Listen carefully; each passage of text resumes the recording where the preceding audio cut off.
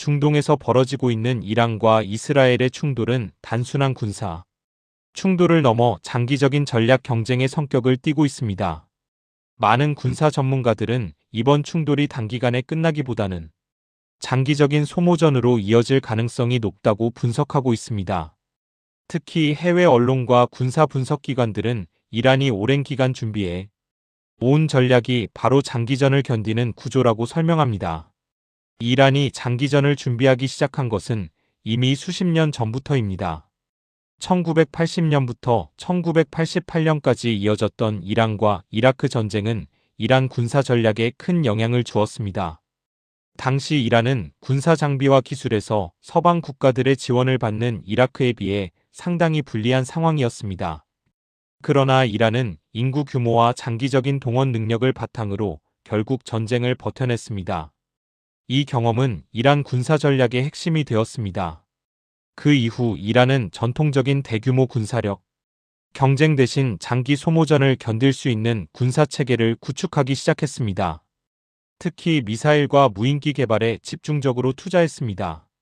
서방 군사 전문가들은 이란이 현재 중동에서 가장 다양한 탄도, 미사일을 보유한 국가 중 하나라고 평가하고 있습니다. 이란의 군사 전략에서 가장 중요한 무기 중 하나가 바로 무인기입니다. 이란은 비교적 값이 저렴한 무인기를 대량으로 생산하는 능력을 갖추고 있습니다. 해외 군사 분석에 따르면 이란은 다양한 종류의 자폭형 무인기를 자체적으로 생산하고 있으며 이들 무인기는 비교적 단순한 구조로 만들어져 대량 생산이 가능합니다. 이러한 무인기의 가장 큰 특징은 가격입니다. 일부 자폭형 드론은 수만 달러 수준에서 생산이 가능한 것으로 알려져 있습니다. 반면 이를 요격하기 위해 사용되는 방공 미사일은 수십만 달러에서 수백만 달러에 달하는 경우도 있습니다. 이 때문에 군사 전문가들은 이러한 구조를 비용 비대칭 전쟁이라고 설명합니다. 이란의 전략은 바로 이 비용 구조를 활용하는 것입니다. 값이 싼 무인기를 대량으로 사용하여 상대방의 방어 시스템을 지속적으로 소모시키는 방식입니다. 실제로 중동 지역에서는 이란이 지원하는 여러 세력이 이러한 드론 전술을 사용하고 있습니다. 예멘의 후티 세력은 사우디아라비아를 향해 무인기 공격을 반복적으로 진행해 왔습니다. 이 과정에서 사우디 방공 시스템은 상당한 비용을 지불해야 했습니다. 이러한 경험은 이란이 장기전 전략을 더욱 강화하는 계기가 되었습니다. 이란은 단순히 드론만 생산하는 것이 아니라 다양한 미사일 전력을 동시에 강화하고 있습니다. 군사 분석 기관들은 이란이 수천 기의 탄도 미사일을 보유하고 있는 것으로 추정하고 있습니다.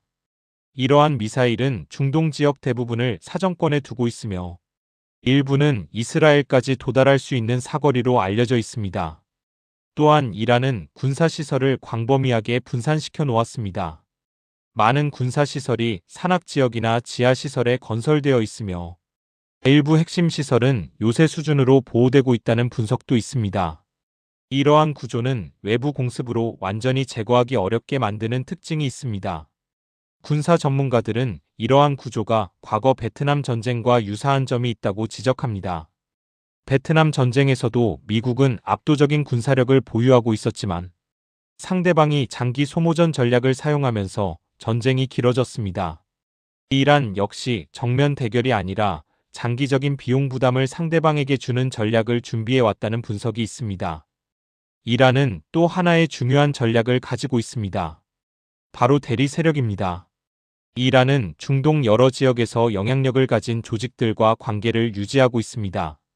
레바논의 헤즈볼라, 가자, 지구의 하마스, 예멘의 후티 세력 등 여러 조직이 이란과 긴밀한 관계를 가지고 있습니다.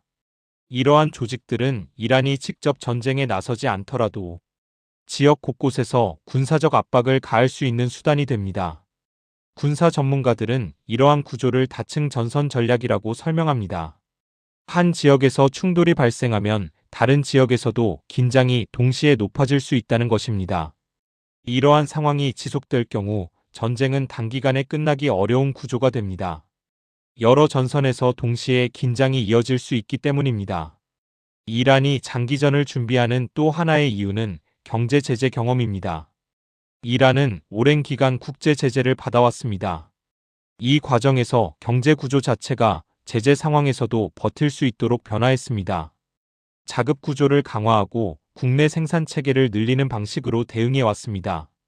이러한 경험은 전쟁 상황에서도 일정 부분 영향을 미칠 수 있습니다. 물론 이란 경제 역시 어려움을 겪고 있지만 장기간 압박 상황을 견딘 경험이 있다는 점은 중요한 변수로 평가됩니다.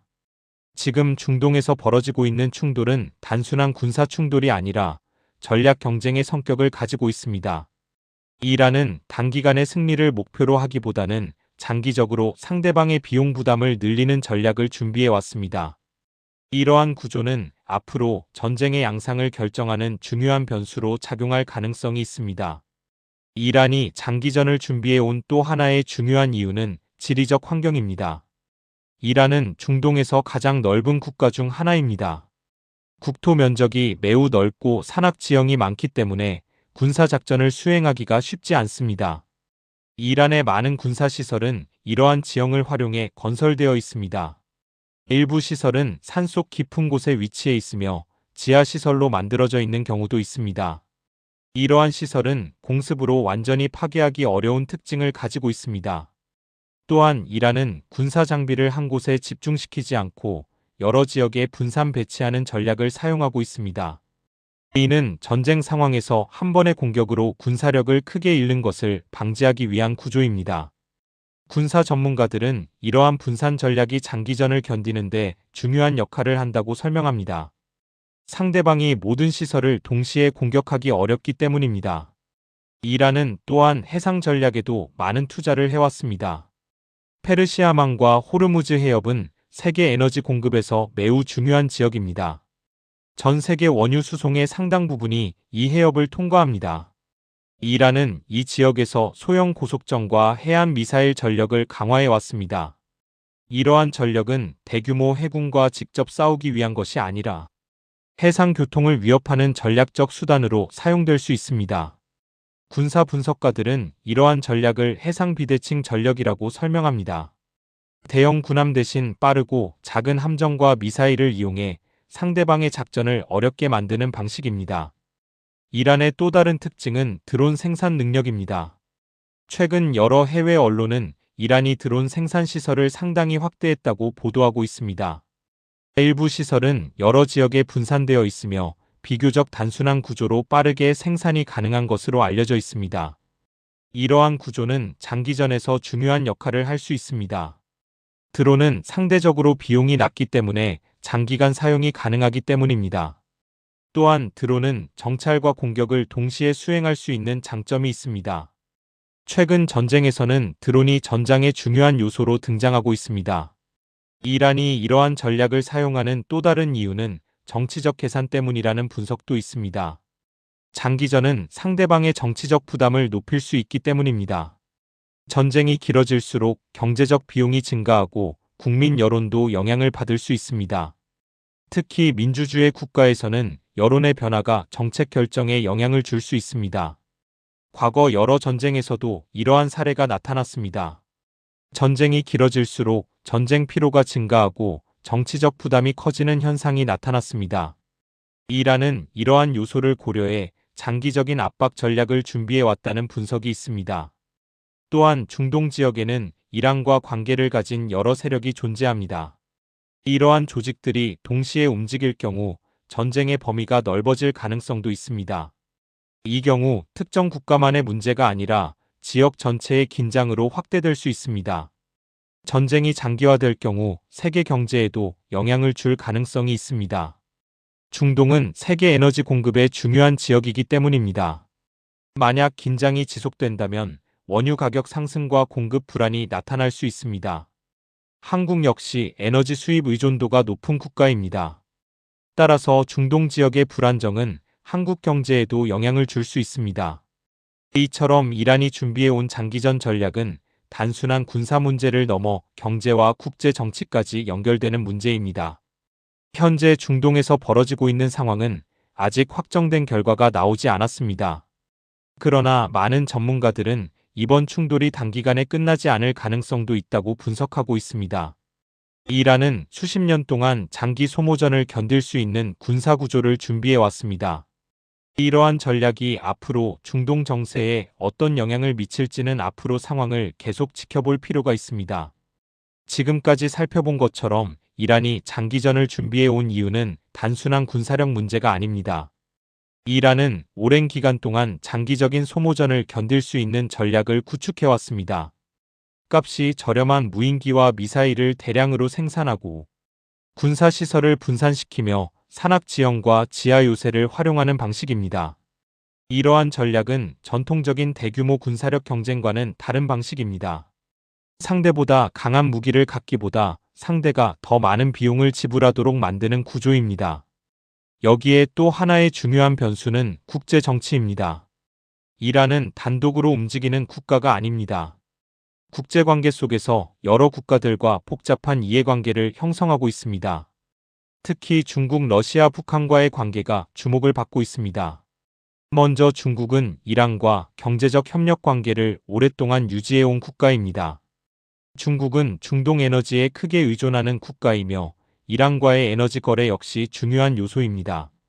중국은 공식적으로는 전쟁 확대를 반대하고 외교적 해결을 강조하고 있습니다. 그러나 동시에 이란이 완전히 국제적으로 고립되는 상황을 원하지 않을 가능성도 있다는 분석이 있습니다. 이러한 이유 때문에 중국은 군사적 직접 개입보다는 경제적 거래와 외교적 영향력이라는 방식으로 간접적인 역할을 할 수 있다는 전망이 나오고 있습니다. 러시아 역시 중요한 변수입니다. 러시아는 이미 여러 국제 분쟁 속에서 이란과 전략적 협력 관계를 유지해 왔습니다. 특히 군사기술과 에너지 분야에서 양국의 협력은 오랜 기간 이어져 왔습니다. 다만 러시아 역시 현재 다른 지역에서 군사적 부담을 안고 있기 때문에 중동 전쟁에 직접 군사력을 투입할 가능성은 크지 않다는 분석도 있습니다. 그 대신 외교적 지지나 국제 정치, 무대에서의 영향력 행사 같은 간접적인 방식으로 이란을 지원할 가능성이 거론됩니다. 북한 역시 관심을 받는 국가입니다. 북한은 이번 사태에서 미국과 이스라엘을 강하게 비난하는 메시지를 발표했습니다. 북한과 이란은 과거부터 군사기술 협력 의혹이 꾸준히 제기되어 왔기 때문입니다. 하지만 현재 공개적으로 확인된 사실은 정치적 메시지 수준이며 실제 군사 지원이 이루어지고 있는지에 대해서는 명확히 확인된 정보가 많지 않습니다. 그렇기 때문에 북한의 역할 역시 가능성 수준에서 신중하게 분석해야 합니다. 결국 중요한 것은 이 세 국가가 동시에 전쟁에 직접 참여하는 상황보다는 국제 정치 속에서 서로 다른 방식으로 영향을 줄 가능성입니다. 외교적 지지, 경제 협력, 기술 교류 같은 간접적 연결이 전쟁의 흐름에 영향을 줄 수 있다는 것입니다. 이러한 구조가 형성되면 전쟁은 단순한 두 나라의 충돌이 아니라 국제 정치가 얽힌 복합적인 갈등으로 바뀔 수 있습니다. 군사 충돌 자체보다 전쟁을 둘러싼 국제 관계가 더 복잡해질 수 있다는 의미입니다. 그리고 이런 상황에서 가장 큰 변수 중 하나는 바로 전쟁의 시간입니다. 전쟁이 단기간에 끝나면 충격은 제한적일 수 있습니다. 그러나 전쟁이 길어질수록 세계 경제와 국제 정치에 미치는 영향은 커질 수 있습니다. 특히 중동 지역은 세계 에너지 공급의 중심입니다. 긴장이 지속되면 유가 상승과 에너지 시장 불안이 나타날 수 있습니다. 이러한 변화는 세계 경제에 직접적인 영향을 미칩니다. 한국 역시 이 문제에서 자유롭지 않습니다. 한국은 에너지 수입 의존도가 높은 국가이며 반도체와 제조업 중심의 수출 경제 구조를 가지고 있습니다. 전쟁이 장기화될 경우 에너지 가격 상승과 글로벌 경기 불안이 한국 경제에도 부담이 될 수 있습니다. 결국 이번 중동 충돌은 단순히 이란과 이스라엘 두 나라만의 문제가 아닙니다. 국제 정치와 경제가 모두 연결된 문제입니다. 이란이 장기전을 준비해 온 이유 역시 이러한 국제 구조 속에서 이해해야 합니다. 지금 상황에서 전쟁의 결말을 단정하기는 어렵습니다. 그러나 분명한 것은 한 가지입니다. 이 전쟁이 길어질수록 군사 문제를 넘어 경제와 국제 정치까지 동시에 흔들릴 가능성이 커진다는 점입니다. 앞으로 중동 정세가 어떤 방향으로 움직일지 세계가 주목하고 있습니다. 이 영상에 공감하시면 정중하게 구독, 좋아요 부탁드립니다.